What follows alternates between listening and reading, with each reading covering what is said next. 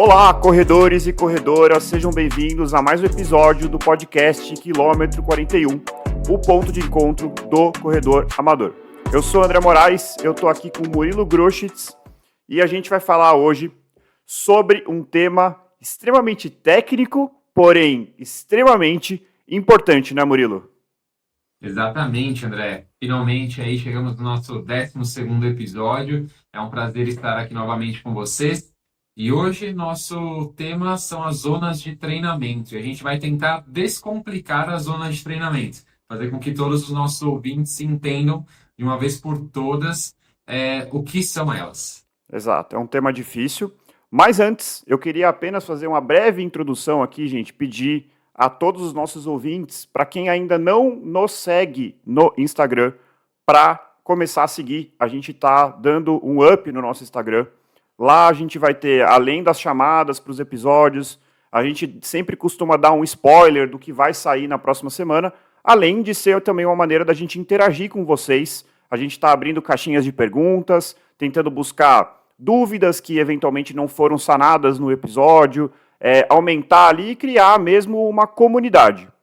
Além disso, tenho o prazer de anunciar que para aqueles ouvintes que gostam do episódio e gostam tanto que estão querendo apoiar o nosso projeto de alguma forma, a gente criou um Apoia-se. É isso mesmo, gente. Então, para você que gosta do nosso projeto, que quer ver o nosso projeto sair aqui dessa gravação à distância e ir para um estúdio com áudio profissional, com edição, e quem sabe um dia a gente tem pretensões aí de contratar alguém para ajudar a gente nas edições, contratar alguém para ajudar, principalmente no YouTube, nosso canal do YouTube. Aliás, se você não está inscrito no nosso canal no YouTube, saiba que lá também a gente pretende postar conteúdos exclusivos, então, por favor, se inscreva no nosso canal no YouTube. E é assim, gente, sempre é chato pedir por dinheiro, recursos, mas a verdade é que a gente não vive desse podcast. Eu sou médico, o Murilo é treinador de corrida, e a gente está querendo aí fazer um investimento, e para isso um apoio financeiro é sempre bem-vindo. Lembrando que a gente tem aí vários tipos de apoio, e quanto maior o apoio, maior são as recompensas para quem apoia. Tá bom, gente? Então, se você tiver essa disposição, a gente agradece bastante.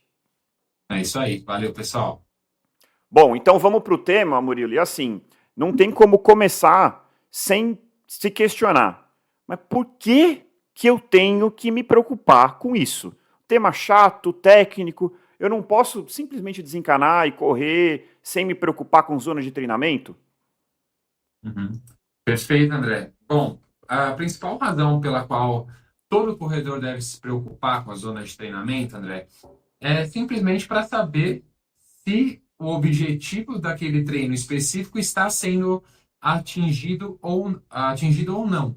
Então, a gente tem um objetivo com uma rodagem, a gente tem um objetivo com um treino longo, a gente tem um objetivo específico com tempo run, com intervalado de potência aeróbia e assim por diante. Então, cada treino tem um objetivo, mas para que isso seja atingido é necessário que nós estejamos correndo numa intensidade correta. Então, por esse motivo, é importante a gente entender as zonas de treinamento.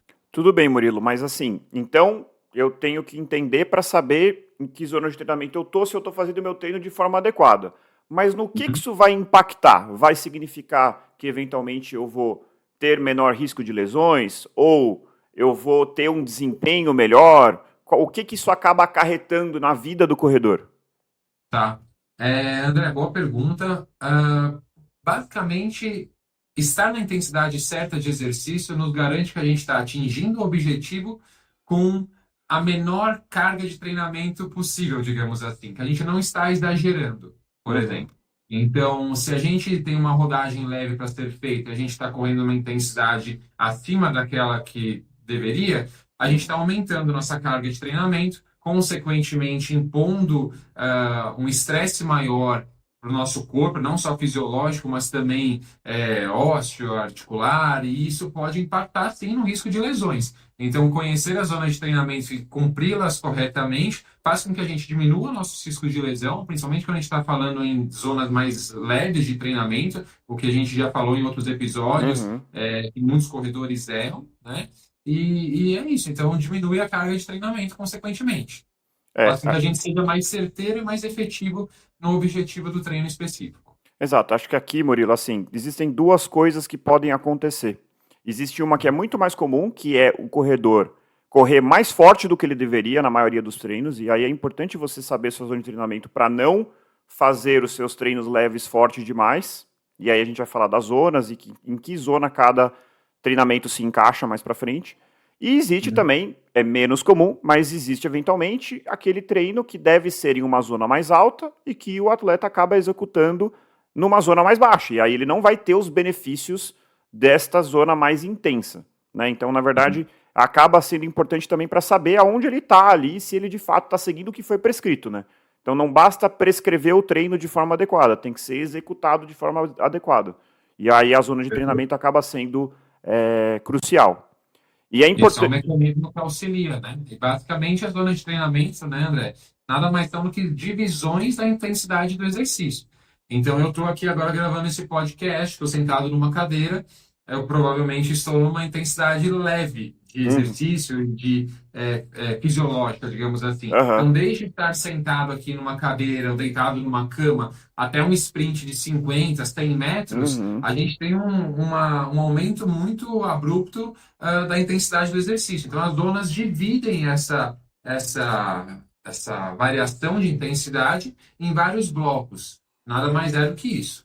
Perfeito. E acho que por fim, acho que é importante a gente entender também que cada zona de treinamento acaba tendo um efeito diferente no nosso corpo e que estimular o nosso corpo ao longo das diferentes zonas traz diferentes benefícios e riscos, né, Murilo? Exato. As zonas de treinamento elas estão diretamente relacionadas a variáveis fisiológicas e a metabolismos energéticos diferentes e a tipos de fibras musculares que estão sendo recrutadas. E a gente vai falar um pouquinho sobre isso agora. Maravilha, Murilo. Então, respondido o porquê que é importante a gente saber nossas zonas de treinamento, eu coloquei aqui na tela, então estamos usando aqui o nosso recurso audiovisual pela primeira vez, o visual, na verdade, está entrando pela primeira vez, então é um videocast e a gente está usando isso pela primeira vez, mas a gente vai tentar também falar para quem estiver só ouvindo. E aí, Murilo, essa imagem eu acho que explica bem o que a gente está querendo dizer, né? Falando aí das 5 zonas. Não necessariamente são 5, né? Para fins didáticos, a gente vai dividir em 5. Tem gente que divide em 6, tem gente que divide em 7, mas aqui a gente vai escolher dividir em 5 zonas. Uhum, perfeito. É isso. Tem gente que divide em menos também, tem gente que divide em três, em quatro 3 é. zonas. Uhum, Então, existem diferentes nomenclaturas, diferentes metodologias. Então, se você tem uma assessoria que usa outra metodologia, se você já ouviu falar em divisões diferentes dessas, tudo bem. Mas todas uhum. as divisões se baseiam em algumas variáveis fisiológicas que a gente vai mencionar aqui agora. Então, Perfeito. vamos lá.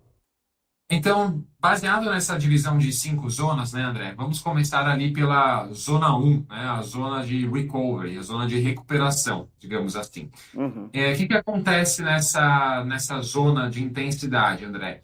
A gente tem como principal metabolismo energético o metabolismo aeróbio. Então, é um exercício aeróbio. O que é um exercício aeróbio, pessoal? É um exercício em que a via metabólica predominante, ela se utiliza de oxigênio para a produção de energia, uhum. tá? É uma zona leve, é uma zona em que a gente consegue conversar, assim como eu estou aqui conversando com você, André. A gente não, consequentemente, não fica ofegante, ok? Uhum. E deixa eu ver se eu fiz alguma colinha aqui, anotei mais alguns pontos. E a gente utiliza principalmente fibra do tipo 1, que são as fibras lentas, são fibras musculares que têm muitas mitocôndrias, que têm como principal capacidade de produção de energia através dessas vias metabólicas aeróbias, E qual que é oxidativas. e qual que é o combustível nesse momento? O que que a gente está O, com- queimando para gerar energia? o combustível predominante nessa zona um, nessa zona de recovery, é a gordura. Perfeito. Perfeito. Uhum. Então, zona um, tô de boa, consigo conversar, não, tô totalmente aeróbico e predominantemente usando gordura, certo? Como Perfeito, combustível. André. Aí a Isso. gente tem. Bom, vamos continuar então, depois a gente divide. E aí, o que, que muda da zona um para a zona 2? Para a zona um para a zona 2, André, muda muito pouco, mas a gente começa a utilizar um pouquinho de via glicolítica já. A gente começa a utilizar um pouco de carboidrato já como fonte de energia. O exercício ele ainda é leve, mas é um leve moderado. A gente ainda consegue conversar, mas já não é mais talvez um trote muito leve. É um ritmo um pouquinho mais cadenciado, mas ainda tranquilo, digamos assim. Mas há pouca diferença entre a zona um e a zona 2, por isso que muitas vezes, na prática, a gente fala em uma zona só nesse momento. Mas há essa divisão também. Perfeito. E aí tem aqui, para quem está vendo na imagem, a gente tem uma curvinha que começa a subir. Que curva é Uhum. essa, Murilo? Bom, essa curva, André, é o nosso primeiro limiar ventilatório. É quando há uma primeira quebra ali na constância do aumento da frequência cardíaca. Então, a frequência cardíaca começa a subir de uma forma um pouco mais exponencial aqui. Então, a gente começa a utilizar agora um pouco mais intensamente vias que gastam carboidrato como fonte de energia, né, as vias Uhum, glicolíticas. A gente já começa a ter uma produção um pouco maior de algumas substâncias, como lactato, tá? Então, eu acredito certo. que muitos dos nossos ouvintes já tenham ouvido essa palavra, lactato, gás carbônico Uhum, e íons de hidrogênio, que são certo. substratos dessa via glicolítica, tá? Essas substâncias começam a ser produzidas de uma forma um pouco mais intensa, mas o nosso corpo ele ainda é capaz de é, eu não tenho uma palavra, de Reciclar, neutralizar, de neutralizar. reciclar, de neutralizar essas substâncias. Então, elas começam a se acumular, mas não de uma forma muito abrupta. Então, por exemplo, o gás carbônico dá uma característica muito interessante nessa zona 3. Dá a característica Zona de nós 2. ficarmos um pouco ofegantes. A gente começa a hiperventilar. E aí é muito interessante, André, que eu, como treinador, uso muito essa referência, né, que é o talk test, que é o teste da fala. Zona um e zona 2, eu até falei anteriormente, eu sou capaz de conversar muito naturalmente, assim como eu estou fazendo com você. É aquela Certo. corrida que eu consigo conversar com meu amigo, eu consigo cantarolar uma música que eu estou ouvindo no meu fone de ouvido. Já na zona 3, como há a produção desse gás carbônico, eu começo a ficar um pouco ofegante. Eu ainda consigo conversar, eu ainda consigo cantar, mas eu não consigo falar frases muito longas, cantar versos muito longos. Eu preciso fazer pausas após uma frase para puxar o ar de forma mais profunda. Perfeito, Murilo. Então, aqui, só para pontuar. Então, aí tem esses dois LT1 e LT2, certo? Uhum. O LT1 é o que divide a zona 2 da zona 3, é isso? Perfeito. Perfeito. Então, só vamos falar então exatamente o que é o LT1 e o que é o LT2. Eu sei que é complicado. Já falamos, estamos falando de zona e ainda tem o LT1 e L2 para complicar a história, mas na verdade as duas coisas estão correlacionadas. Isso. Então, aonde que o LT1 se encaixa aí? O que, que muda a partir do LT1? O que muda a partir do LT1 é esse aumento mais abrupto da frequência cardíaca, a utilização da via glicolítica de forma um pouco mais intensa, que são as vias que se utilizam de carboidrato como substrato energético, e o acúmulo um pouco maior de lactato, íons de hidrogênio e gás carbônico no nosso sangue. Perfeito. E aí, e a zona 3, Murilo? Falar especificamente da zona 3. Então, essa seria a zona do limiar, é isso? Que seria a Isso, tradução de threshold. Então, é o isso. limiar. O que, que Uhum. acontece aqui ao longo da zona 3 indo para a zona 4? A gente começa a ter menos utilização da via oxidativa, ou seja, a gente começa a se utilizar de vias que não utilizam oxigênio para a produção de energia. A gente começa a utilizar cada vez mais carboidrato e menos gordura, e essa sensação de hiperventilar, a gente começa a ficar mais ofegante, ela começa a aumentar conforme a gente vai progredindo nessa zona 3. E o lactato? Ele vai se acumulando de forma ainda controlada. A gente ainda tem capacidade, o lactato, para quem não sabe, o próprio organismo, as próprias mitocôndrias utilizam o lactato como fonte de energia, mas chega uma hora que elas não dão mais conta de utilizar esse lactato, o lactato começa a acumular de forma mais exponencial. Então, isso acontece a virada, é esse LT2 já puxando o gancho. mas o lactato começa a aumentar entre o LT1 e o LT2, começa a aumentar o lactato na corrente sanguínea, mais ou menos ali de 2 milimol por litro até 4 milimol por litro, e depois ele começa a ter um aumento mais exponencial. Exato. Inclusive, gente, não sei se alguém já ouviu falar disso. Aqueles testes que alguns atletas usam, isso ficou muito famoso com os atletas noruegueses, de testar, fazer o teste do lactato durante o treino. Para quê? Para justamente saber aonde você está. Então, quanto maior o seu lactato sanguíneo, principalmente acima de 4, você passou do LT2, não é isso, Murilo? E entre 2 e 4, você está entre LT1 e LT2. E abaixo de 2, você estaria abaixo do LT1, é isso? Perfeito, exatamente. Perfeito. Isso é uma média, né? Claro Na que isso média, varia de exato. pessoa para pessoa, mas é uma média. Uhum. Perfeito. E aí, Murilo, e aqui a gente ainda está usando, a gente tá usando tanto gordura como carboidrato, ou aqui já é só carboidrato na zona 3? Não, a gente está fazendo uma virada, mas ainda há gordura como fonte de energia, sim. Mas já dá para dizer que é predominantemente utilizando carboidrato. Perfeito. Predominantemente carboidrato. E aí, gente, aqui a gente falou de mitocôndria. Mitocôndria é a fábrica de energia. Então a gente Uhum. tem maneiras de estocar energia. A gente pode estocar energia sob a forma de gordura, a gente pode estocar energia sob a forma de carboidrato. E aí a gente precisa pegar esses combustíveis e transformá-los de fato em energia. Isso vai acontecer ao nível da mitocôndria, certo? Exatamente. Perfeito, Murilo. Então agora passando da zona 3 para a zona 4. O que acontece? Ok. A gente começa a acumular de forma mais exponencial o lactato, o gás carbônico e os íons de hidrogênio. Simplesmente porque o nosso corpo não tem mais capacidade de utilizar esse lactato todo como fonte de energia, não tem mais capacidade de neutralizá-lo e também não tem mais capacidade de tamponar esses íons de hidrogênio. Então, o nosso sangue vai ficando cada vez mais ácido. E isso acontece de forma muito abrupta nessa virada ali da zona 3 para a zona 4. E aí, quando acontece esse LT2, que é o segundo limiar ventilatório, ou também chamado ponto de compensação respiratória. Nesse momento, tudo isso acontece de forma mais exponencial, o exercício se torna muito mais intenso, a gente começa a hiperventilar muito mais, a gente já não consegue mais falar de forma natural, a gente só consegue falar no máximo ali uma palavra, uma frase muito curta e depois a gente já tem que puxar o ar, então o exercício se torna muito mais intenso.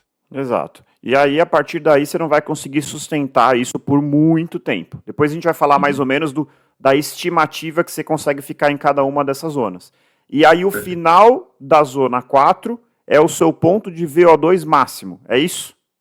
Isso, André. O ponto de VO2 máximo, para quem não sabe, o VO2 máximo é a máxima quantidade de oxigênio que a gente consegue captar, transportar e utilizar na nossa musculatura. Uhum. Então, depois a gente tem um limite, né? E é muito próximo da nossa frequência cardíaca máxima também.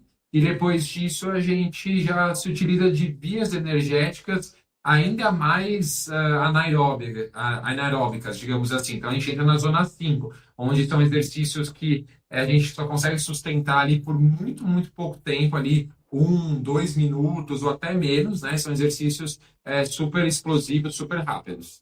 Acho que assim, Murilo, o VO2 máximo, acho que talvez a maneira mais simples de uma pessoa entender é o seguinte: conforme a gente está fazendo o exercício, a gente vai ofertando cada vez mais oxigênio para o nosso músculo, para o nosso corpo. Então, você está sentado no sofá, seu coração está muito próximo da sua frequência cardíaca basal. Não é só a frequência cardíaca que aumenta o débito cardíaco, ou seja, o quanto de sangue ele está mandando, e esse sangue leva oxigênio. Mas você vai aumentando a sua frequência cardíaca, você vai aumentando o seu débito cardíaco, porque também muda a contratilidade, ou seja, o quanto essa bomba cardíaca está mandando de oxigênio para o tecido. Conforme você vai fazendo mais exercício, você vai mandando, o coração vai batendo mais rápido e mais forte. Então ele vai mandando mais oxigênio para o seu tecido. E aí isso vai aumentando, aumentando, aumentando, até que ele tem um máximo. Não consegue mais bater mais rápido e contrair mais forte. Chegou no limite da capacidade adaptativa do seu coração. Não tem mais como levar mais oxigênio. Se não tem como levar mais oxigênio e você continua aumentando a intensidade, é intuitivo que a partir de agora você vai usar vias anaeróbicas, ou seja, que não utilizam o oxigênio para gerar energia. E é por isso que na zona 5 a gente está falando aqui de exercícios extremamente intensos e de curta duração. Não sei se isso tudo que eu falei ajudou ou atrapalhou, mas seria assim, o que como a gente enxerga o VO2 máximo. Ajudou muito, André. Ficou bem mais claro de entender. Excelente. Beleza, Murilo. E aí, Murilo, uma coisa que eu vou aproveitar essa imagem, que a gente está vendo aqui que aqui no eixo Y, né? Então, na parte vertical, a gente tem o lactato. E no eixo X, a gente tem a frequência cardíaca. Mas, uma dúvida que confesso que eu tinha é assim, tá bom, então é só a frequência cardíaca que a gente pode utilizar para saber aonde a gente está na zona, ou existem outras maneiras da gente tentar entender em que zona eu tô? Uhum. Existem muitas formas, André. A gente pode se utilizar sim da frequência cardíaca. É uma forma muito interessante, porque frequência cardíaca tem realmente uma relação muito direta, né, com o que está acontecendo no nosso organismo. E aí, por exemplo, num dia mais quente, por exemplo, vamos supor que eu sou um atleta que eu corro ali na minha zona 2 num pace de 5,30, tá? E uma frequência cardíaca, sei lá, 140 batimentos por minuto, 130 Uhum, batimentos por minuto. Num dia de muito calor, para manter os mesmos 130 batimentos por minuto, talvez meu ritmo não seja mais os 5,30, talvez seja 5,45, seja 6, e tudo bem. Então, a frequência cardíaca é muito interessante nesse aspecto. Só que para mensurar a frequência cardíaca, André, é necessário que a gente tenha um equipamento que mensure de forma muito fidedigna. E hoje em dia, então, os próprios relógios, né, tanto smartwatches quanto relógios específicos de corrida, como Garmin e Polar, que aferem frequência cardíaca no punho, a gente sabe que apesar da tecnologia estar avançando muito e os relógios estarem cada vez melhores, há uma margem de erro considerável. A gente pode analisar os dados, mas a gente não pode confiar cegamente nos dados que o relógio está nos uhum, entregando, principalmente quando a gente está correndo em velocidades mais altas, com o braço balançando muito, às vezes a gente não coloca o relógio muito próximo do punho. Então, a frequência cardíaca é interessante, mas depende de um equipamento muito bom. E aí eu reforço até a utilização daquelas cintas de frequência cardíaca, que são ainda melhores. E também depende de quanto isso vai ser fidedigno à realidade ou não. Então, há outras formas sim, André. A gente pode se utilizar, por exemplo, de percepção subjetiva de esforço, que a gente sabe perfeito. que uma escala, por exemplo, a gente conhece a escala de Borg, né? Uma escala de 6 a 20. Ah, Murilo, por que 6 a 20? É esquisito, mas é porque 6 é mais ou menos a frequência cardíaca basal de um indivíduo, médio, né? Então, 60 batimentos por minuto, então 6. E 200 batimentos por minuto seria mais ou menos a máxima. Então, por isso, o 20. Então, uma escala de 6 a 20 de notas que a gente dá para o esforço que nós estamos naquele determinado momento do exercício. Uhum, Existe também a escala de Borg adaptada, que aí é mais fácil, é uma escala de 1 a 10, então é muito mais simples da gente perfeito. ranquear ali o nosso esforço. É uma forma bem interessante também, que permite com que a gente quantifique a intensidade do exercício sem a utilização de equipamentos. Então, para quem só tem um cronômetro, por exemplo, é muito interessante. É uma forma da gente não confiar cegamente na frequência cardíaca. Então, a gente tem uma segunda análise. Então, como Uhum, que está a minha percepção de esforço? Putz, está um dia muito frio, eu estou me sentindo super bem, eu estou super descansado. Talvez correr ali 15 segundos mais rápido por quilômetro ainda seja leve para mim do que usualmente eu faria. Então, ter a percepção subjetiva de esforço para mensurar também a intensidade do exercício é muito interessante. uhum. Não, com certeza, Murilo. Assim, isso é, na verdade, assim, quanto mais você treina, mais você percebe que os relógios, por melhores que eles sejam, eles frequentemente falam paces errados, então ritmos Sim. errados. Várias vezes eu tô correndo, eu tenho certeza que o pace que ele tá me falando, o ritmo que ele tá falando, tá errado, né? Assim, isso é nítido. E a mesma coisa para a frequência cardíaca. Tem momentos que você tá com uma percepção de esforço ou muito leve, uma frequência lá em cima, ou, ao contrário, você está com uma percepção de esforço, você está cansado pra caramba, a frequência está lá embaixo. Então, frequentemente, você tem essas interferências. Então, sempre que possível, se você puder ter mais do que uma maneira de saber mais ou menos o esforço que você está fazendo, é muito interessante. Eu queria Isso eu também aproveitar. gosto muito. Pode Desculpa, falar. André. Eu gosto muito também de quantificar a intensidade do exercício por velocidade, por pace. É uma forma muito prática também, porque os relógios, costumam aferir pace um pouco melhor do que aferem frequência cardíaca. Então é interessante. Para quem corre em esteira também é uma boa forma. Mas, mais uma vez, é muito importante que, como você falou, a gente agregue várias formas de quantificar a intensidade. Então, que você tenha pelo menos duas formas e que você vá comparando elas, vá correlacionando um determinado dia com o seu histórico de treinos, que você tenha esse feeling. É claro que a percepção de esforço também exige um certo autoconhecimento, um aprendizado. Não é de primeira que a pessoa vai saber, nossa, eu estou numa intensidade agora de 6 a 20, estou numa intensidade de 12. É meio Uhum. difícil, mas com o tempo a gente vai aprimorando esse É, conhecimento e vai conseguindo quantificar melhor. exatamente. Eu acho que a dominar a percepção de esforço é uma coisa que não é simples e, como muitas coisas na corrida, é algo que é treinável, né, Murilo? É uma Com certeza. habilidade que o corredor vale a pena ele treinar e tentar revisitar isso para tentar entender Hum. melhor a percepção de esforço. Uma E coisa que eu. eu Pode falar, Murilo. Não, eu ia falar só, eu concordo com tudo que você falou, e aquilo que a gente mencionou anteriormente, do teste da fala, né, você entender se você está conseguindo falar, se você não está conseguindo, se você está hiperventilando ou não, é uma forma bem prática. É claro que talvez não é suficiente para a gente dividir em tantas zonas, em 5 zonas, mas é o suficiente para a gente conseguir pelo menos determinar se a pessoa está abaixo do primeiro limiar ventilatório, se ela está no meio, se ela está acima do segundo limiar ventilatório. Esse teste da fala ele é bem eficiente. Então, principalmente para alunos que são iniciantes intermediários, eu pergunto com muita frequência para eles se eles. Você conseguiria conversar nesse treino? Então, é muito normal, né? A gente já gravou outros episódios falando sobre Uhum. a regra do 80-20. Então, é muito comum que o aluno iniciante ele acha, por mais que eu fale, ele acha que todo treino ele tem que tentar aumentar a velocidade, que isso vai ser bom para ele. E aí ele muitas vezes me conta orgulhoso, né? Olha, aumentei a minha velocidade, corri num pace mais forte, olha que legal, fiz a minha rodagem, fazia num ritmo, num pace de 6, fiz a 5:30. Aí eu falo, mas você, o que que você acha? Eu sempre jogo a pergunta para o meu aluno, para minha aluna, o que que você acha desse ritmo? Foi leve para você? Ah, não, acho que foi. Ah, legal, se eu estivesse do seu lado conversando com você, você conversaria normalmente? Ah, acho que não, não conseguiria. Então, peraí. Então quer dizer que você passou desse primeiro limiar ventilatório e esse treino não foi leve. Perfeito. E aí, Murilo, acho que é só para a gente finalizar essa parte, acho que assim, eu até li no livro recente falando Hum. sobre como a gente pode utilizar em diferentes treinos. E eu achei a seguinte definição que eu achei bastante interessante.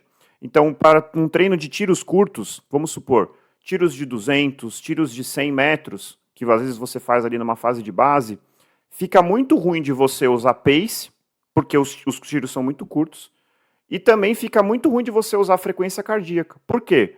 Quando você termina o tiro de 100 metros, se você olhar no seu relógio, você vai ver que a frequência cardíaca às vezes ainda não está tão alta. Nos próximos 30 segundos do minuto ela vai subir para depois normalizar. Então você tem um delay da frequência cardíaca. Você dá o estímulo tão rápido que o seu coração nem chegou ainda na frequência cardíaca dele, que realmente ele precisa para aquele estímulo. Então, para tiros curtos, é legal uma maneira que você pode utilizar desde que você esteja no mesmo local, ou seja, no mesmo nível que não tem subida, descida, vamos dizer, numa pista de atletismo. Você fala, olha, eu fiz esses 200 metros para 40 segundos. Então, e você vai com o tempo entender se 200 metros para 40 segundos para você qual zona ela é. Então, você vai conseguir entender para aquela distância curta quanto tempo você faz. É engraçado que quando eu li isso, eu lembrei da minha época de atletismo de pista. Então, ninguém fala em pace, ninguém fala em frequência cardíaca num treino para 1.500 metros. Você só fala em quanto tempo eu fiz essa volta, em quanto tempo eu fiz esse tiro de 200, em quanto tempo eu fiz esse tiro de 100. Eu lembrei lá da minha época de faculdade. Já para os tiros longos ou intervalados, então, tiros de 1.000 metros, 1.500, 2.000, ou 2 minutos forte, o famoso forte-leque, aqui já é muito mais interessante você utilizar a percepção de esforço, porque você também já vai ter o delay, mas você vai ter dificuldade de quantificar por tempo, quanto tempo você demorou para fazer aquela determinada distância, até porque muitas vezes os intervalos aqui são 2 minutos forte e 1 minuto fraco, 3 minutos forte e 1 minuto fraco. Então, para essas situações, a percepção de esforço pode ser boa.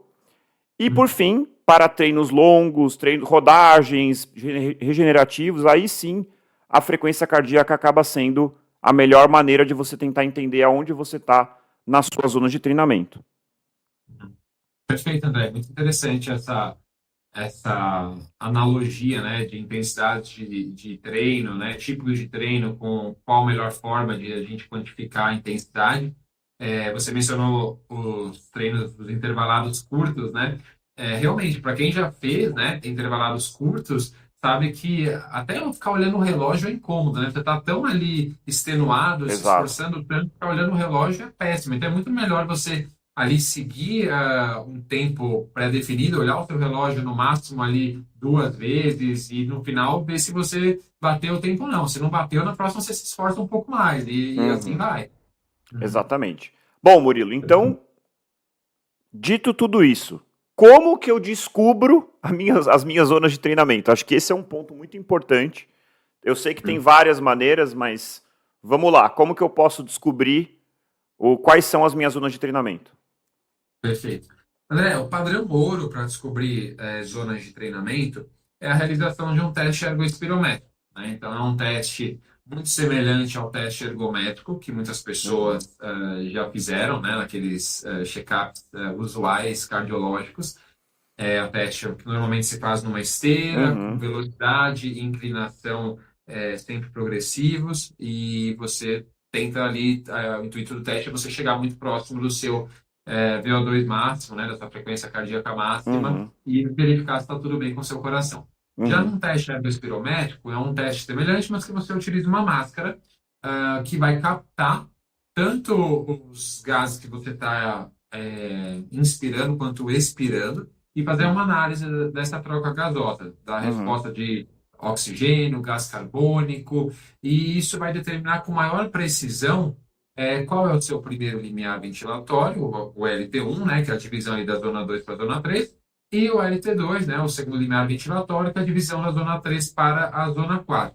Esse é o padrão ouro, a melhor forma, porque assim a gente consegue quantificar com muita precisão. Se esse teste for feito num laboratório especializado em medicina do esporte, for feito ali com mais incremento de velocidade do que com inclinação, a gente vai, inclusive, determinar com precisão LT1 e LT2, vai correlacionar esses pontos com frequência cardíaca que o indivíduo atingiu o primeiro e o segundo limiar, qual ritmo ele atingiu o primeiro e o segundo limiar. Então, dessa forma, na prática, ele vai poder se utilizar de vários mecanismos. Ele vai poder tanto olhar a frequência cardíaca dele, desde que, claro, ele esteja correndo no plano, né, em uma situação climática semelhante à que o teste foi feito. Ele vai uhum, poder se utilizar do ritmo para determinar em qual zona de treino ele está. Se ele tiver uma boa forma de aferir frequência cardíaca, ele também pode fazer uso dessa metodologia. Então, uhum. assim, teste ergospirométrico é o melhor dos cenários, André. Mas a gente sabe que esse teste ele é pouco acessível, não é todo lugar que faz, não é Caro. todo convênio que cobre, é um teste caro. Então, muitas vezes, o aluno vem e fala, olha, eu tenho uma cinta de frequência cardíaca e eu tenho um teste ergométrico feito recentemente. Aí, primeira coisa, vamos analisar se realmente nesse teste ele atingiu a frequência cardíaca máxima dele. Ah, atingiu. Então, aí a gente consegue, através de algumas contas, algumas fórmulas, e aí a gente tem até outra imagem também, né, André? Se quiser colocar outra Sim, imagem para a gente vou mostrar. botar.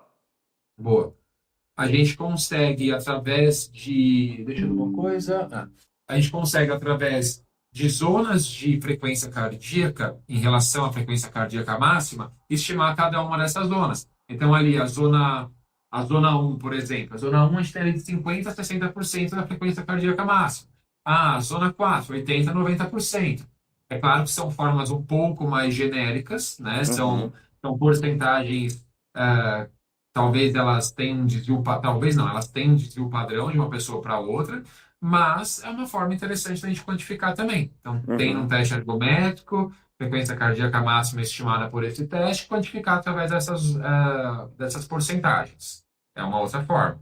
uhum, E aí a gente tem outras também. A gente tem testes de campo, a gente pode pedir para o aluno fazer um teste, por exemplo, de 3 quilômetros. Então, correr 3 quilômetros num pace mais forte possível. Então, o resultado, o ritmo É médio doído. desse.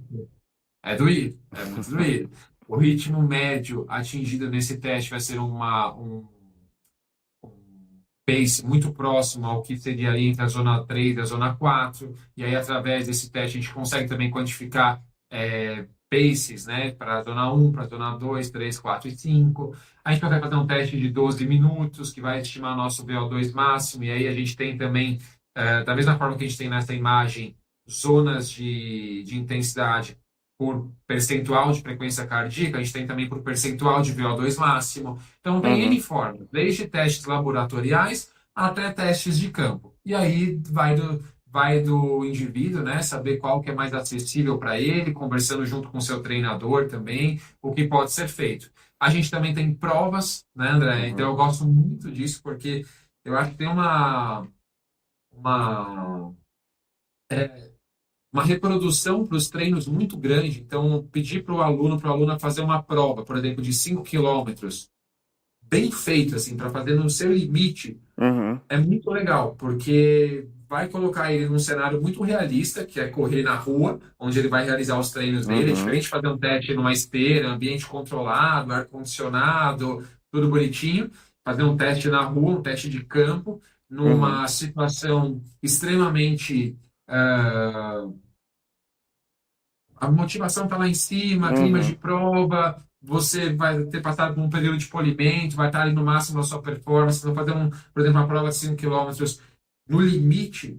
Isso ajuda também a gente a quantificar a zona de treinamento. Hoje em dia a gente tem uma série de calculadoras, digamos Sim. assim, que nos ajudam a estimar a zona de Tem. treinamento através de desempenho em provas. Então, tem uma Sim. muito famosa que eu gosto muito de utilizar, que é a VDOT, né? É uma calculadora idealizada por um treinador chamado Jack Daniels, né? Ele está vivo, ele tem 91 anos de idade, e ele tem um livro, a Fórmula de Corrida de Jack Daniels, eu acho que é o nome do livro, e Uhum. aí ele tem uma fórmula onde ele estima, né, através de você insere lá resultado de uma prova de 5 quilômetros, ele te dá zonas de treinamento, ele te dá algumas estimativas qual seria o seu tempo numa prova de 10 quilômetros, de 21, de maratona. Então é muito interessante. Hoje em dia a gente tem N recursos. Legal. E uma outra maneira, Murilo, que se eu pegar aquela formulinha 220 menos a minha idade, Uhum, aí vai dar, teoricamente, a minha frequência cardíaca máxima. Se a gente está uhum, vendo aqui nessa imagem que está na tela, zona 1 seria 50 e 60% da minha frequência cardíaca máxima. 2 de 60 a 70, 3 de 70 a uhum. 80, 4 de 80 a 90, e aí eu consigo ver mais ou menos. Eu sei que essa talvez seja a menos fidedigna de todos os que você falou, porque tem a variabilidade, não só, a gente sabe que quanto mais velho a gente fica, menor a nossa frequência cardíaca máxima, mas isso tem uma variabilidade absurda interpessoal, né? Com certeza, André. Tem muita variabilidade nisso. É a fórmula, uma das mais genéricas que a gente tem. Eu não costumo utilizar ela, eu prefiro muito mais aí realmente fazer alguns testes com o meu aluno, Uhum, perguntar como que foi a percepção para ele. Eu gosto muito disso, de fazer questionamento para os meus atletas, e entender como que eles se sentiram em diferentes treinos, pedir para que ele faça alguns testes. Então, olha, você fez hoje um tempo run, então você correu num pace de 4. Vamos testar 3,50 na próxima? Vamos ver se você uhum. suporta. Ah, não suportei. Então, provavelmente a gente passou um pouquinho, a gente ultrapassou o limite dele. Então, vamos voltar atrás. Então, fazer alguns testes do que utilizar uma fórmula tão genérica. Mas não deixa de ser uma forma. É um método que a gente pode sim se utilizar. Boa. E aí, Murilo, uma coisa que a gente que pode gerar uma dúvida em quem nos ouvintes é o seguinte: tá bom, então eu vou fazer, vamos supor que eu vou pagar um teste ergospirométrico, eu vou começar meu ciclo para maratona agora. Eu faço um teste ergospirométrico e começo o meu ciclo. Se eu fizer um teste ergospirométrico, um segundo teste, lá no período de polimento, vai mudar a minha zona de treinamento? Eu espero que mude, viu, André? Se não mudar, é sinal que algo está errado, sinal que os treinos não estão surtindo muito efeito. Então, assim, é esperado sim que mude, André, tanto para melhor, né, melhores desempenhos quando a gente está passando por um ciclo de treinamento, assim como para pior, caso a gente passe por um momento de destreinamento. Então, se a Uhum, gente passar por um período sem treinar, é interessante também que a gente refaça o nosso teste ergospirométrico, ou um teste ergométrico para quantificar a frequência cardíaca máxima, porque as diferenças vão acontecer, elas vão aparecer com certeza. É importante repetir, nem que seja um teste de campo. Então, muitas Uhum. vezes o aluno, é muito engraçado isso, o aluno, a aluna, depois de um período de férias, tá? Ficou 2 meses sem treinar ou treinando muito, de forma muito irregular. Uhum. Aí, essa pessoa volta ali das férias e fala, agora eu vou voltar aos treinos. Aí eu falo, vamos fazer um teste. Não, mas vamos esperar um mês, 2 meses. Aí eu falo, olha, você não está fazendo esse teste para bater o seu recorde ou para mostrar Uhum. para mim que você melhorou. Não, é Sim, simplesmente porque eu quero saber qual o nível de aptidão física você está agora. Como que agora. você está? De quanto você piorou em relação a como você estava antes desse período de férias? É simplesmente para quantificar novamente as intensidades de treinamento, ver se a gente pode continuar ou não com as zonas de treinamento que a gente estava utilizando anteriormente. Então, com certeza vai mudar, André. Por exemplo, limiar um, tá? Então, a diferenciação de um ritmo leve, né, de uma intensidade leve para uma intensidade moderada.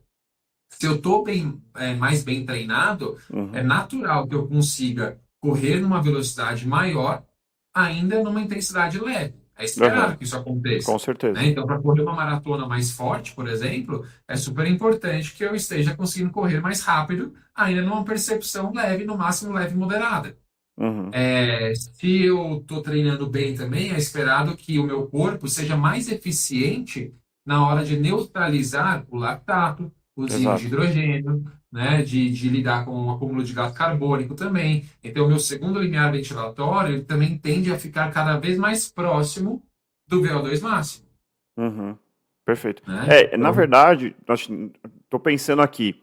Dá para dizer, Murilo, que se treinar, ficar melhor, melhorar a sua aptidão física, significa necessariamente melhorar a sua zona de treinamento. sim.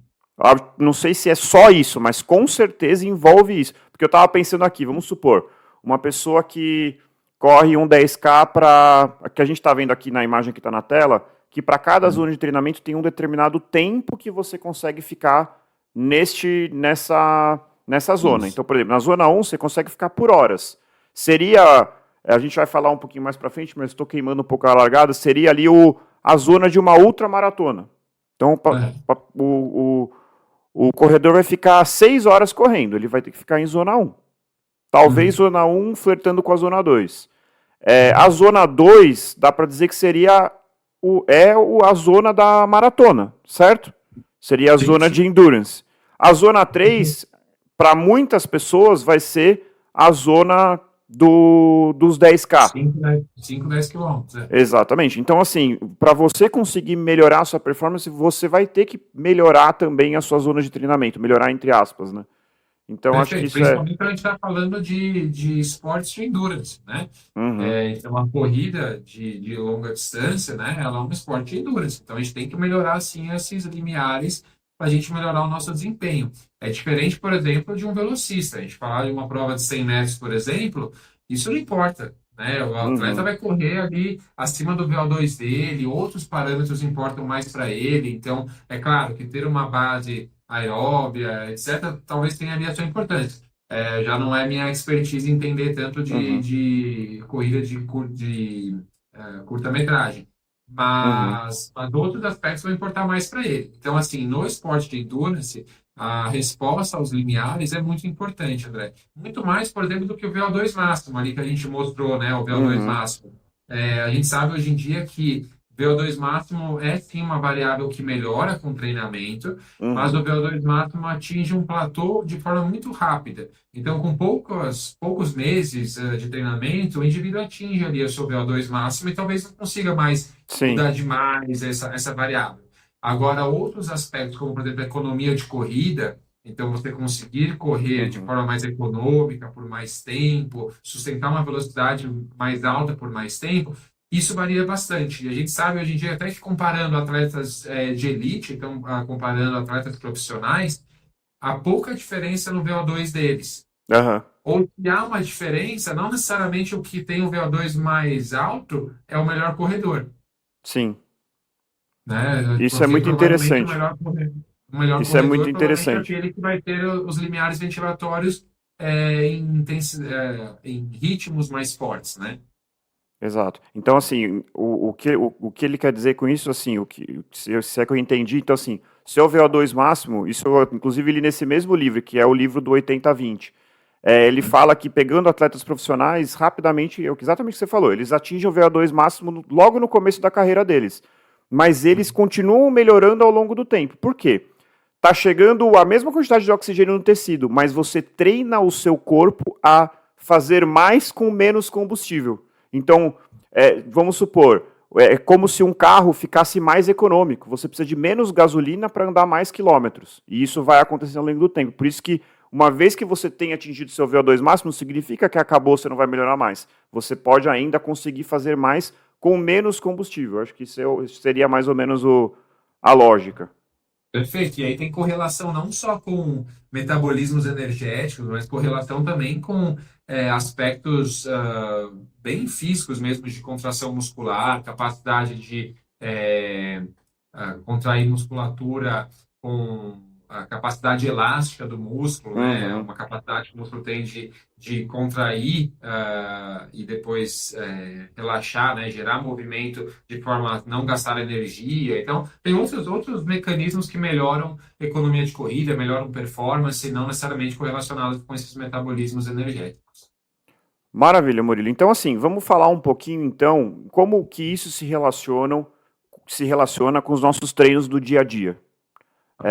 Começando aí pela rodagem leve, que é aquilo que Uhum. seria ali a fatia mais importante dos 80% leve que a gente já falou em episódios anteriores. Aonde eu tô?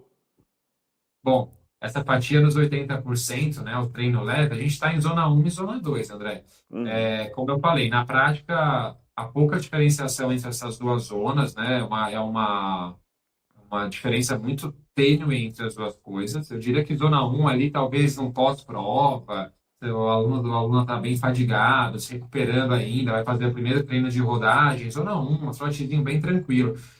Mas é zona um e zona 2. Os treinos longos e de rodagem normalmente se encontram nessas duas zonas. Maravilha. Aí eu ia falar do treino regenerativo, aquele que, pô, ontem eu fiz um tempo run, eu fiz um treino intenso, um intervalado, hoje eu tô quebrado, mas eu quero dar uma corrida regenerativa. Aí a gente pode ficar mais no zona um, como você acabou de Mas falar. no zona 1. Sim. Beleza. Mas no zona 1. Mas na prática eu estou muito feliz se o aluno conseguir ficar na zona 2. Por Exato. aqueles N motivos que a gente fala que o aluno normalmente exagera e acaba entrando em zona 3. Exato. Aqui só fazendo um parênteses, gente. Então, assim, qual que é a vantagem? Por que que é importante a gente ficar em zona um e zona 2 a maior parte do tempo? Então, a gente está melhorando a nossa capacidade aeróbica, a gente está treinando nosso corpo a utilizar a gordura como combustível, a gente está, e principalmente, ou seja, a gente está melhorando nossa capacidade aeróbica, a gente está treinando nosso corpo, mas a gente está causando pouco estresse para o nosso corpo, produzindo pouco lactato, causando pouca dor. Se você fez uma rodagem leve e no dia seguinte você acordou com dor muscular, fadiga, tem alguma coisa errada, né, Murilo?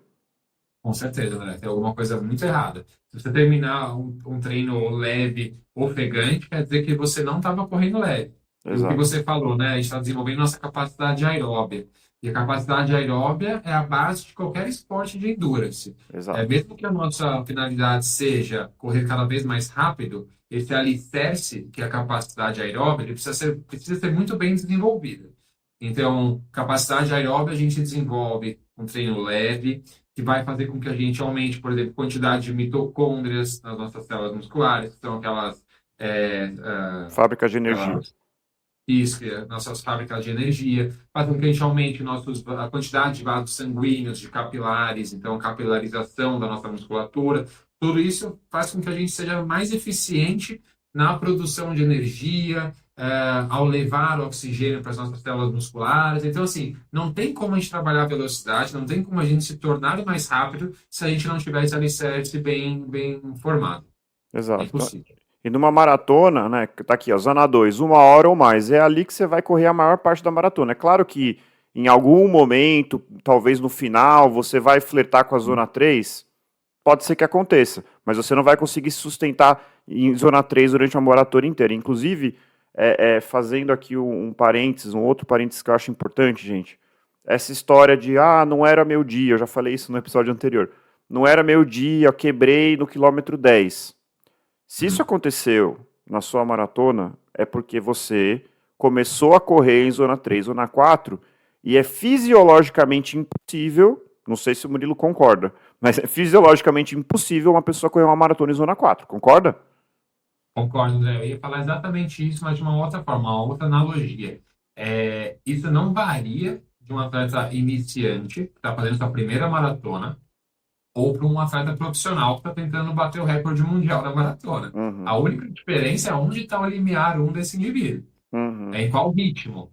A diferença é que o sujeito iniciante está no limiar um ali, talvez a 6,30 por quilômetro, e o profissional tá a uhum, 3. Essa é a uhum, diferença. Mas, assim, fisiologicamente falando, pensando no que está acontecendo dentro do organismo daqueles indivíduos e quais metabolismos energéticos estão sendo utilizados, eu concordo 100% com você. É impossível a gente sustentar uma maratona, por exemplo, em zona 4. Não tem como. Esquece. perfeito, Murilo. Bom, é o que eu vejo muito isso, assim, não era meu dia, aí depois a pessoa faz outro ciclo e quebra de novo no quilômetro 10. Vai ficar assim para sempre, porque não tem como, é fisiologicamente impossível. Um outro Uhum. ponto, bom, além do treino, então falamos da rodagem, falamos do regenerativo, o treino longo também, a grande maioria do treino longo, tirando aqueles que a gente vai fazer um ritmo específico, que vai colocar um pouquinho de velocidade no meio do longo, também ficaria ali entre a zona 1, mais para a zona 2, né, geralmente. Mais nas donadores, como você falou, alguns treinos que a gente vai testar estratégia de prova, a gente vai experimentar um treino longo, correr em alguns blocos na velocidade da prova alvo, aí nesse caso a gente pode testar entrar ali um pouco mais na zona 3 dependendo da prova, até próximo da zona 4 em alguns momentos, mas assim, predominantemente falando, a gente vai correr em zona 1 zona 2 mais zona 2. Boa. E a tempo run? Aquela que tem que geralmente a tempo run, a definição é um período relativamente longo de uma intensidade mais alta, certo? Perfeito, André. E o intuito desse treino é a gente lidar principalmente com o acúmulo de lactato na nossa corrente sanguínea. É a gente, não só lactato, mas as outras coisas que eu falei, íons de hidrogênio. Uhum, Então a gente tem que, o pH sanguíneo vai ficando cada vez menor, a gente vai ficando com o sangue cada vez mais ácido, né? uhum, E a gente tem que aprender a lidar com isso e se tornar mais eficiente em tamponar esses íons de hidrogênio e utilizar esse lactato como um substrato energético dentro das nossas mitocôndrias. Então, para isso, a gente precisa correr num ritmo em que essas substâncias sejam produzidas de forma mais acelerada. E aí a gente vai correr muito próximo do segundo limiar ventilatório. uhum. Então, a gente vai correr ali no final da zona 3, início da zona 4. Assim, perto Então, do são LT2. exercícios. Isso. Desculpa, repete o que você falou? Perto do LT2. Isso, perto do LT2, perfeito. E aí são exercícios que a gente vai suportar por pouco tempo, né? Ali até na nossa imagem, zona 3 de 10 a 60 minutos. Mas como a gente está falando em mais final da zona 3 são exercícios que no máximo ali 30 minutos de duração, não mais do que isso. E aí vai muito da experiência do atleta, da capacidade que a gente brinca, capacidade de sofrer, né? Uhum, Porque a gente tem que pensar também que psicologicamente falando, um tempo run é muito desafiador, né? sim. Você correr realmente próximo ao seu segundo limiar ventilatório por 30 minutos é muito, muito difícil. Um atleta iniciante, intermediário, pode até conseguir correr 30 minutos forte, mas provavelmente ele vai estar um pouquinho abaixo ali. Ele Uhum, vai estar mais no meio do segundo, da zona 3, do meio, do terceiro quarto, digamos assim. Mas uhum. correr muito próximo do LT2 exige muita experiência, uma capacidade de lidar com sofrimento muito grande também. Boa. E o intervalado, Murilo? Sei lá, um fartlek ou um intervalado, você acha que é muito parecido com o tempo run? Uhum. O intervalado, André, ele varia muito de qual intervalado é esse. Hum, Então, um fartlek, por exemplo, que daí não é um intervalado, mas vamos colocar dentro da mesma categoria, ele pode ser um fartlek de um período onde eu estou desenvolvendo ainda capacidade aeróbica, então eu quero que meu aluno migre ali entre zona 1 e zona 2, ali beirando a zona 3, mas não quero que ultrapasse isso. Eu posso colocar vamos partir para o intervalado, pode ser um fartlek onde eu quero que ele chegue ali perto da zona 4 nos treinos intervalados. Se é um intervalado, por exemplo, intervalado de lactato, né? Então é muito semelhante ao tempo run, mas para uma pessoa que ainda está se adaptando a correr por muito tempo, 10, 15, 20 minutos Uhum. perto do segundo limiar ventilatório, talvez eu me utilize da estratégia de fazer um intervalado com blocos no limiar de lactato, perto do LT2. Então eu faço ali blocos de 500 metros, 800 metros, 1.000 metros ali no segundo limiar ventilatório. Então aí a gente está falando de final de zona 3, início de zona 4. Se eu estiver falando num treino de intervalado de potência aeróbia, onde eu quero desenvolver mesmo o VO2 desse meu aluno, da minha aluna, a gente está falando em zona 4. Então, o intervalado vai variar muito do objetivo que eu tenho com esse intervalado. Eu posso falar, inclusive, em zona 5, caso seja que nem você falou, um período de base, onde eu quero desenvolver Uhum. principalmente a velocidade, economia de corrida, trabalhar fibras de velocidade. Uhum. Então, o intervalado vai variar do objetivo.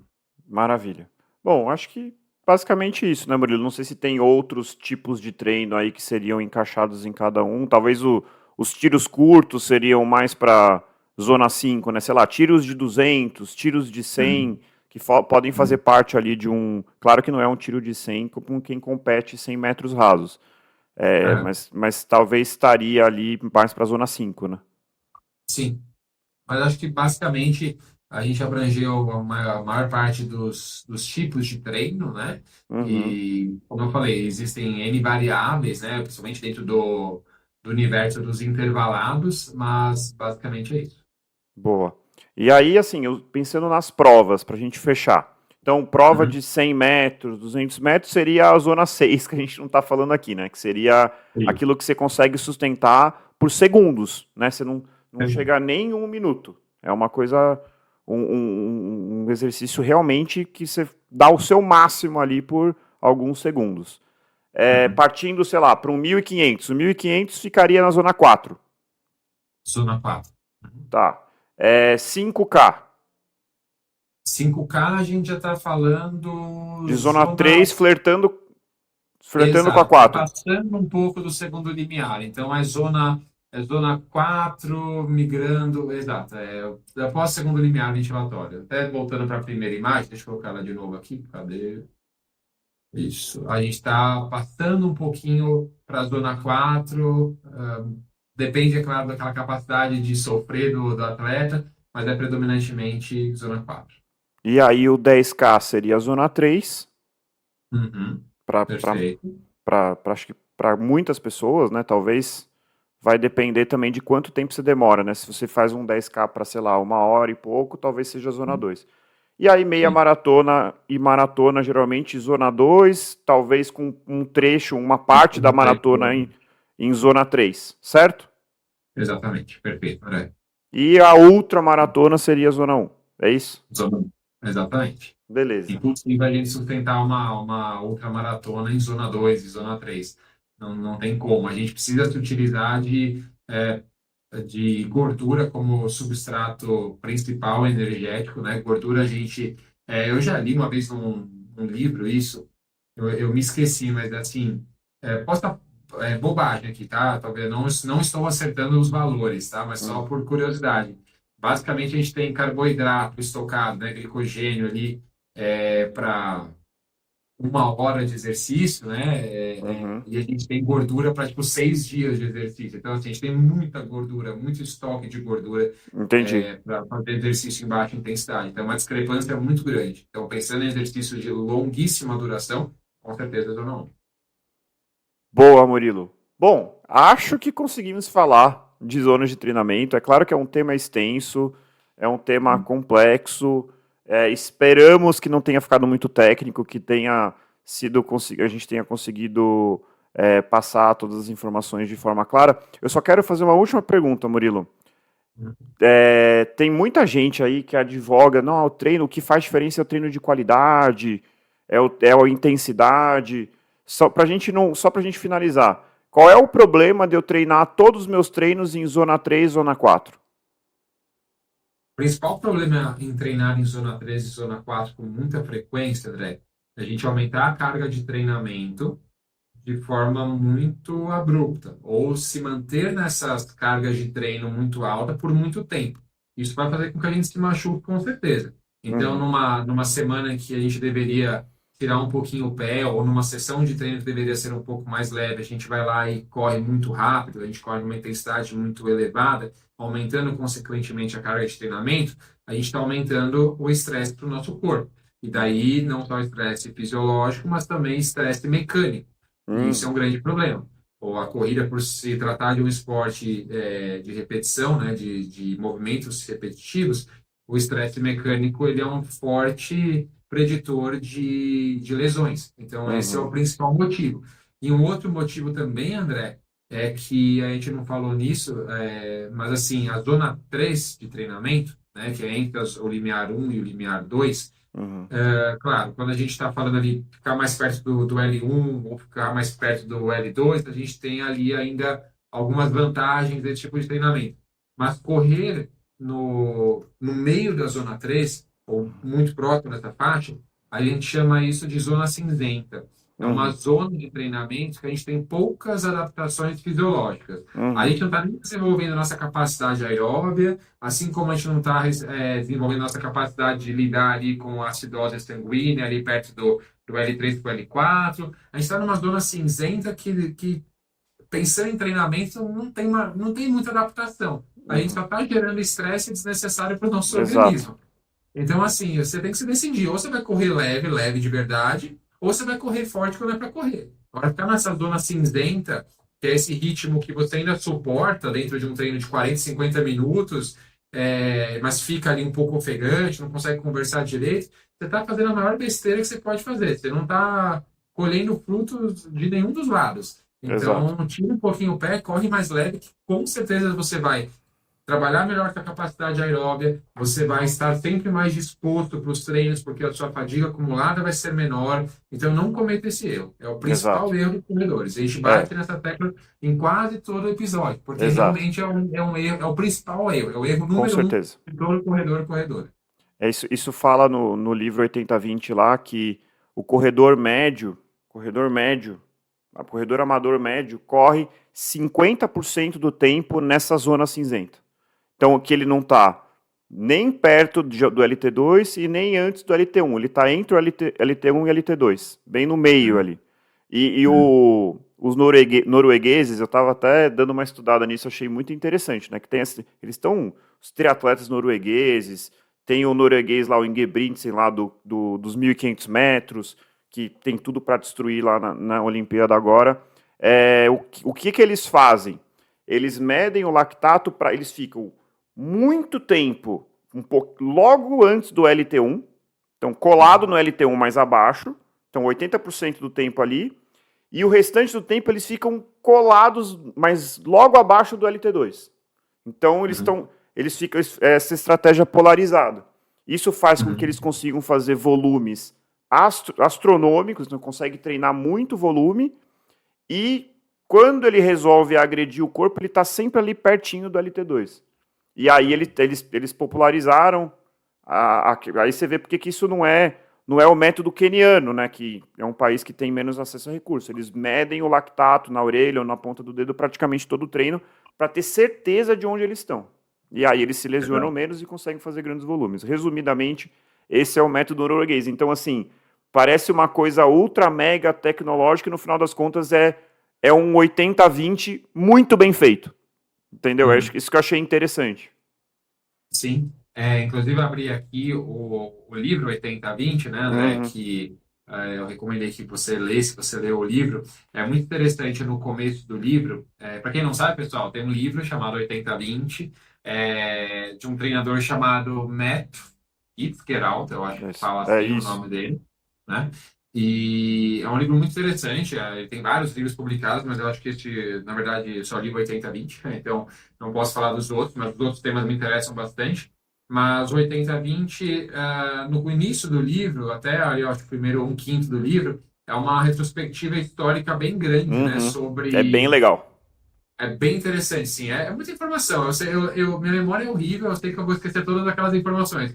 Rapidamente, assim, os nomes, né? As épocas, etc. Mas é interessante para ter uma visualização geral de como o treino correr em mais alta intensidade por muito tempo, né? Em todos os treinos, fazer tiros, tiros, tiros, e você correr, fazer ali a sua rodagem num ritmo mais forte. Isso era muito bem visto, digamos assim, na década de 40, 50, né? Se eu não me engano é isso, né, André? Uhum, O livro menciona, então ele conta a história e quando que houve a virada, né? Alguns atletas começando a correr volumes de treino superiores, mas em baixa intensidade, e os resultados que isso foi mostrando em provas, em Olimpíadas, em uhum, maratonas. Maratona de Boston teve um monte de exemplo de um monte de atleta que começou a seguir essa metodologia muito antes da gente ter pesquisa sobre isso, mas era muito mais uma experimentação, né, uma prática, uhum, e começou-se a perceber que o resultado do treino polarizado, mais ou menos nessa proporção 80-20, surtia resultados muito mais eficientes e uma longevidade, né, uma carreira muito mais longa para os uhum, atletas. E aí agora falando, né, todo corredor quer correr por mais tempo, quer envelhecer uhum. correndo. Então, para correr com saúde, evitar lesões, o treino polarizado, né, dividido em 80% em baixa intensidade, 20% em mais alta intensidade, ele é muito mais eficaz. Então, ele fala de um jeito que é bem interessante. Ele fala de uma seleção natural dos métodos de treinamento. Então, o que que ele menciona? Tinha lá um monte de lugares no mundo, um mundo pouco globalizado, cada um treinava de um jeito, e aí, de repente, surge alguém que está treinando, começa a vencer todo mundo. Aí todo mundo vai lá, copia aquele método. E que ao longo do tempo, com a evolução do esporte, com a evolução, com a melhora dos tempos e com a globalização, ao meio que em todos os lugares do mundo foi naturalmente chegando no 80-20, porque ficou evidente de várias formas que o treinamento polarizado ele lesiona menos e aumenta muito a performance. Então, acabou que, assim, naturalmente houve uma seleção desse método de treinamento. E aí, quando eu tinha acabado de ler esse livro, aí eu achei falando sobre esse método norueguês. Eu falei, nossa, será que vão quebrar tudo? Eu imaginava que era alta intensidade o tempo inteiro. E aí você foi ver, é a mesma coisa, só que Mesma assim, coisa. requentado, com mais tecnologia e com mais volume. É basicamente isso. Quando você vai ver os quenianos, grande volume, as corridas que têm intensidade são poucas. Então, no final das contas, acaba chegando mais ou menos no mesmo lugar. Outra coisa que ele fala que é interessante no livro, agora a gente está fazendo uma viagem aqui, mas tudo bem. Ah, Ele fala no livro sobre a questão das lesões, que o atleta profissional, embora ele treine muito mais, ele se machuca muito menos, e que, obviamente, aí é uma opinião dele. A opinião dele é que o motivo é justamente esse. O atleta amador ele está 50% do tempo treinando moderado em intensidade, sendo que o moderado ou alta intensidade e o profissional ele é muito mais fiel a essa manter o treino de intensidade em 20%. contar uma outra curiosidade, André, também, dando uma viajada, mas tem um outro livro muito bom, não sei se você já leu, que é o Born to Run, Nascido para Correr, Não. do jornalista americano, eu já esqueci o nome dele, putz, me fugiu o nome, mas é bem famoso. É um livro que bombou, eu acho que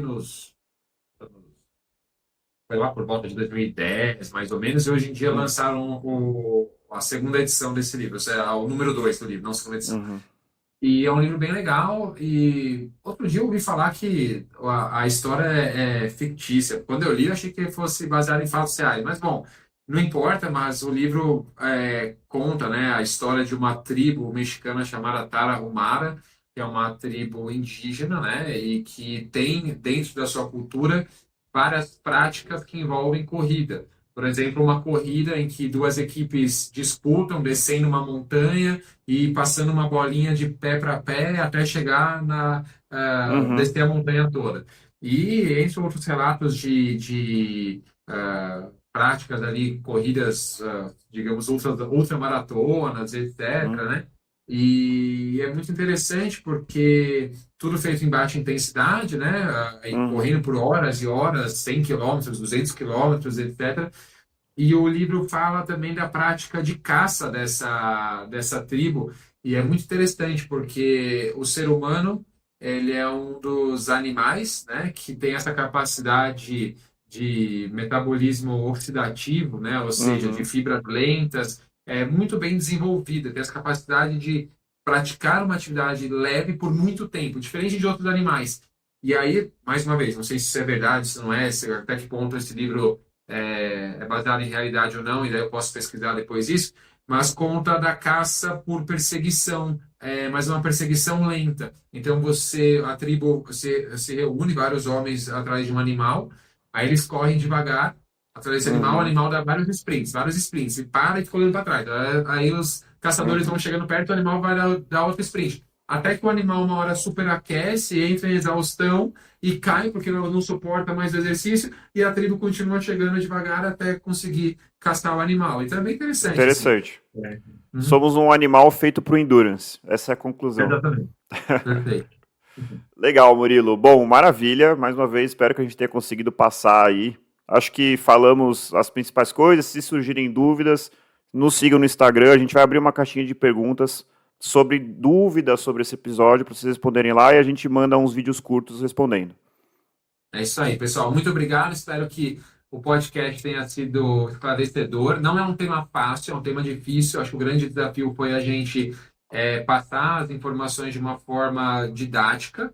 A gente tentou ao máximo e a gente espera que a gente tenha atingido. Não é um tema fácil nem para a gente, né? Para mim, como treinador, não é um tema fácil. É um tema que muitas vezes eu preciso recorrer a livros, a artigos, a Uhum. livros básicos de fisiologia para tentar entender um pouquinho mais e relembrar alguns conceitos, mas é um tema interessante e fundamental no universo da corrida. Isso aí. Muito obrigado, Murilo.